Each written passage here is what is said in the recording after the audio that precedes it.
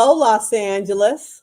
Welcome to the current newest edition of Just Sippin' My Tea. And actually, this is probably the first time I've been here in my office at the Hall of Administration downtown. So thank you for joining us. It's great to hear and see everybody, and I'm really glad that you've joined us. So if you've never watched Sippin' My Tea before, this is something we started during COVID when I was actually in the state Senate. And it was a way of just staying connected to my constituents and bringing information to you. And I think you really enjoy what what we have in store for you today. And today I'm just having my good old standby, some Earl Grey with a little cream in it. So I hope you're enjoying your cup of tea as well. It continues to be an honor, a real privilege, and hard work to serve the 2 million residents who call the second supervisorial district home. And today we're going to focus really on some of the unincorporated communities that I have the privilege of representing. The second district has the vast majority of unincorporated communities in the county. And so you see that we've included many of them right here in our second district map. Unincorporated communities, including Baldwin Hills, West Athens, Del Air, UC Harbor Gateway, East Gardena, Ladera, Lenox, the Marina, View Park, Windsor Hills, El Camino. These are all Wiseburn, Willowbrook, West Carson. These are the unincorporated communities, in addition to the cities you see in the map of the left, that I have the privilege of representing. And so we wanted to talk about really the unincorporated communities. I get lots of questions from people who live in unincorporated communities, like, why am I not in a city? And just really the general public trying to understand the infrastructure of LA County and why there are neighborhoods and communities that are indeed unincorporated. And what does that really mean? And so, first of all, the county is the first line of local government for unincorporated communities. So those residents look to us. They look to county fire as their fire department, the sheriff as their law enforcement, Department of Public Works for street safety. They have private contracts for trash removal. So those are some of the areas in which we get involved. We've spent a lot of time in our unincorporated communities, town halls and small strategy sessions and working groups, really all over the second district. And some of the top issues we consistently hear about is street safety. We're going to talk a little bit about that in a moment. Street safety, everything from kind of the infrastructure of streets that make them less safe to takeovers and racing. We hear about the encampments, unhoused encampments, both vehicles, RVs, and tents. And we hear a lot about street vending, pop-ups, and the issues that brings. That includes street safety, as well as sidewalk access and public health questions. I think, those are probably the top three issues we hear pretty consistently from our unhoused residents. And so we're going to delve a little deeper into one particular area because of an experience in one of our unincorporated communities. This past week marked the anniversary of the tragic accident that rocked our unincorporated community of Ladera Heights and Windsor Hills. As you most certainly will recall, 6 lives were taken August 4th of last year. Natisha Lewis, Lynette Noble, Ashery Ryan, Alonzo Quintero, Reynold Lester, and Armani Lester. My office, as a reaction and in an effort to really lock arms and support the community in a meaningful way, the best way the county could, we brought together and held a town hall at a church in Ladera.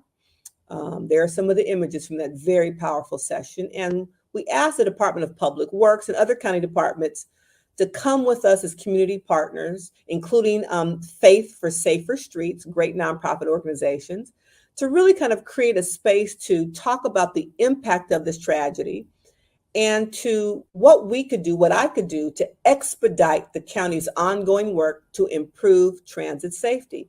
That's important not only because of this horrific incident, but because the second district has the highest number of vehicular versus pedestrian loss of life in the county.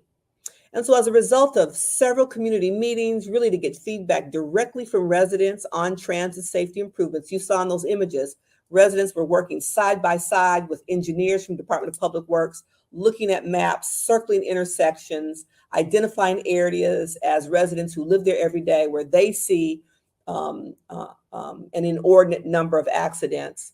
As a result of all of that work, the county is working on, and we now have a draft copy of a traffic safety plan that we're continuing to work on, but you too have the opportunity to provide feedback on. So if you are a Ladera Heights or Windsor Hills resident, or if you know someone who is, you can still share your feedback up until Friday, August 18th by filling out the survey. You scan the QR code or visit my website to complete the survey.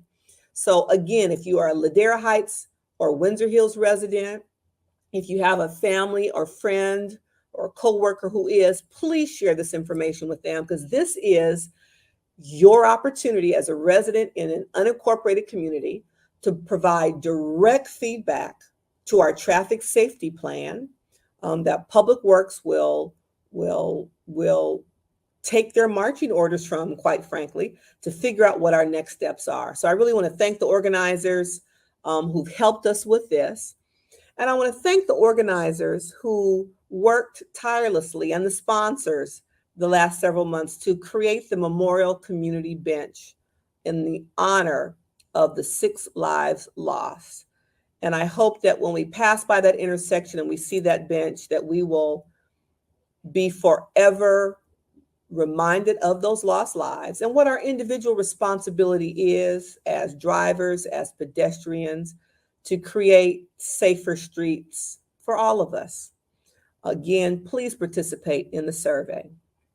Another one of the steps my office is taking to further expand transportation safety was to present a motion to the Board of Supervisors to create a new transportation commission, and we're calling it the LA County Transportation Commission. And the goal is for community members to have a formal space to provide input and to help shape policies that'll improve transportation and street safety across LA County. So this isn't just for the 2nd District, it's countywide, again, for people who live in unincorporated communities particularly, to have an opportunity to have an official role to engage in that conversation. And so the board will be voting on my motion, cross your fingers, at our September 12th meeting. And I'd invite you all to use it as an opportunity to participate and watch. Either come down to the Hall of Administration, or you could tune in online and watch that board meeting. I hope you'll support the motion to create this commission to allow public direct access into helping to guide and inform our transportation infrastructure here for LA County. And if you want to tune in online, the website is BOS, as in Board of Supervisors, .lacounty.gov. BOS.lacounty.gov. And I encourage everyone to consider tuning in on Tuesdays at 9:30 to see your county government at work. Now, if you've been a Sippin My Tea viewer in the past, you know sometimes we bring special guests, and today is no exception. We had a presentation at my all-staff meeting several months ago, and actually had Lukas and some of his colleagues at the Department of Public Works come to a community meeting I convened in an unincorporated area to share the work they do, how they track progress. And it was so impressive. I was like, Lukas, would you be my guest on Sippin My Tea? So let me introduce to you Lukas Bradley. Hey, Lukas. Hey, Supervisor Mitchell. How are you this afternoon? I'm doing great. Thanks for having me. I appreciate it. Thank you for joining me. Okay, so the kind of, dorky thing you have to do when you join Sippin My Tea is you have to drink tea. I don't drink coffee, Lukas. I'm a tea connoisseur. And you have to show your mug. So what are you drinking? And let's see your mug. So I'm bringing in a passion for data today. So I'm drinking Tazo Passion iced tea. And this is my, this calls for a spreadsheet mug. Oh, Lukas, I'm not mad at you. I like spreadsheets and binders. I can tend to be a little data geek myself. So I appreciate that very much. Thank you and cheers. You're right. It's as hot as it is. We should be drinking iced tea. So thank you and welcome to Sipping My Tea. I appreciate you. Thank you. So I often tell, particularly residents who live in unincorporated community, that there's a great app where they can reach Department of Public Works and report things they see in their community. So would you talk about the Works app and what it does to help constituents in our unincorporated communities? For sure. So the Works app is a very, very convenient app available on the App Store. We also have a code here, a QR code for the ability to scan. And it allows you to reach public works and gain services that the constituents are looking for. So, you want to report a pothole or a property violation or report graffiti. These are all kind of services that we could offer within this app. And it's a great app. I honestly have it on my page one. I use it all the time. It's the fastest mechanism to get our crews the information and the data over to them. So without further ado, I think we could walk through just a real quick kind of like step process on how to report an issue. So this is kind of the splash page you'll see right when you log into the app. All you got to do is hit report. So we're going to report a pothole today. Okay. We're going to type in the address 4827 Park Glen Ave in Ladera. So you input the address there, or it kind of can sense where you're at. And today our concern is a pothole. So the main category of our concern is road safety maintenance issue. We hit that. And now we're going to kind of subcategorize the data that we're looking to report. And the issue is a pothole. So just hit pothole. And really, this is the last screen you'll see. And it's kind of an ability to put in the specific details. So there's a pothole on the street at this location next to this car. A great place to add a photo. Photos, tell a thousand words with a photo. So that's great if you can put a photo for us. And you have the ability to add your contact information. So if you want to follow up, that's great. If you want to remain anonymous, that's great too. Either way, so then all you got to do is hit submit, and then that gets queued up into our system. So one of the things we want to talk about is kind of how we see the data on the back end. And I think I'm going to share a screen here. So now Lukas, this is the screen that made me the chairwoman of your fan club, because I was so impressed for me to be able to see, by community, the type of inquiry, the source of the inquiry. And I hope you're going to show it, because I was able to see it. Projects that were completed. So go ahead. But this is amazing to me. So Public Works, our mission is to plan, to design, to build, to maintain modern infrastructure and support communities across LA County. So this dashboard represents the maintenance arm. So we just plugged in, for instance, a road maintenance request. So this is a road maintenance dashboard of all of the inquiries that have come in, filtered by the last year within SD2. So what you're looking at right now is a lot of dots, and behind each of those dots is is information regarding those specific inquiries. So this is the behind the scene internal dashboard, but this is basically how we're processing your inquiries on the public dashboard, how it feeds into this dashboard. So you'll see here, just like you said, the type of inquiry. Right now you're looking at a year's worth of data, and this is showing 5,050 requests just within the road maintenance lens. Wow. You can zoom in on this map, and it will actively show within each community what the specific makeup of that community's concerns are. Shows our status of where we're at in terms of is it in the back office with our engineers? Is it out in the field, assigned to the field, or is it completed? And then the source of inquiry. So we get a lot of different mechanisms by which we accept requests. So we showed you the app. The app, I gotta admit, selfishly, is the number one way for us to get data from the public. But we do also get emails. We get dispatch calls. We get field reported. And one of the kind of, I'm very proud to say that our biggest category of concerns on this map is actually coming from our own public works staff, recognizing that there's issues out here that need to be addressed. So the highest category of source of inquiry is actually coming from our own dedicated public servants. Excellent. And the reason I love it is because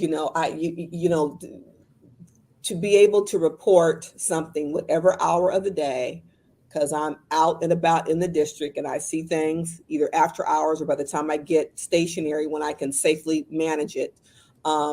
Instead of calling staff, half the time I go on the app and report it, myself. Some of those anonymous ones may be me, Lukas, just so you know. And to be able to do it any time of day. You don't have to wait to try to call in during 9 to 5. Any time of day, 24 hours, 7 days a week, people can go on their app and make the report.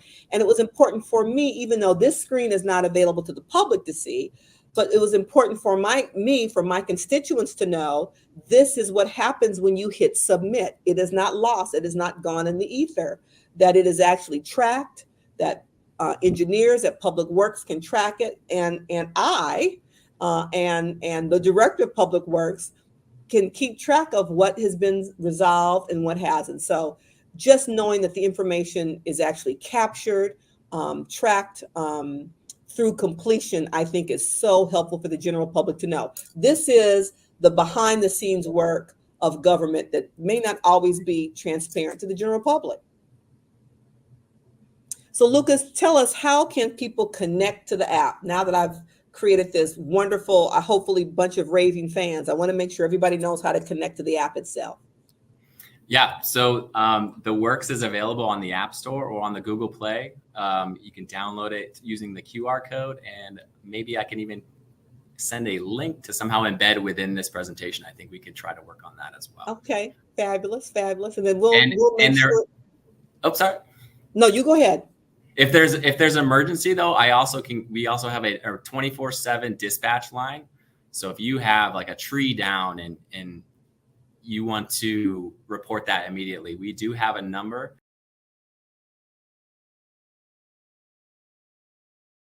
So before I let you get back to work, tell me about those flags I see behind you next to your computer screen.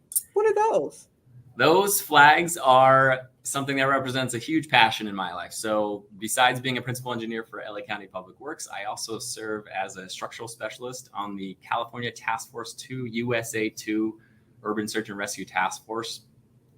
It's a huge privilege, a huge honor. And it's one of the unique teams around the country that is able to go international. So these represent the deployments that I've gone to. So the Mexico City earthquake, the mudslides in Montecito, a Douglas hurricane in Hawaii, Albanian earthquake, and most recently our deployment to Turkey. So, Lukas, and so as a part of this amazing elite flight of people, group of people that I've had the privilege of meeting, many of them, we hosted a reception. Chairwoman Hahn hosted a reception here to welcome those who had gone to Turkey for the earthquake. Tell me what's your role on that? What do you do? We are the nerds on the team. So we are the kind of the structural specialists, and it's our goal to try to keep the firefighters safe and offer kind of our wisdom to the managers within the field. You can imagine how challenging it is to hold back any firefighters. They are the most fearless, dauntless people in the world. They will go into absolute anything, but they are an amazing camaraderie of a team, and they are such privilege to work with them. It's such a passion to be able to kind of work side by side with them. So there's 4 structural specialists that kind of go on a heavy team, as well as 4 ER doctors, and we're kind of the specialty component to a much larger LA County Fire Department deployment. Lukas, I have to say that I've said it since I've joined the county family. And I guess I'm probably thinking about it more so now. Summertime, I have the opportunity to speak to a lot of student groups. I just spoke to the Choral Youth kind of fellowship. And I'm always reminded, when I think of the 112,000 plus county employees, there are so many jobs that you never know about. And so to think about the role you play for Public Works and what you just described in terms of partnering with our firefighters to make sure that you are looking at the physical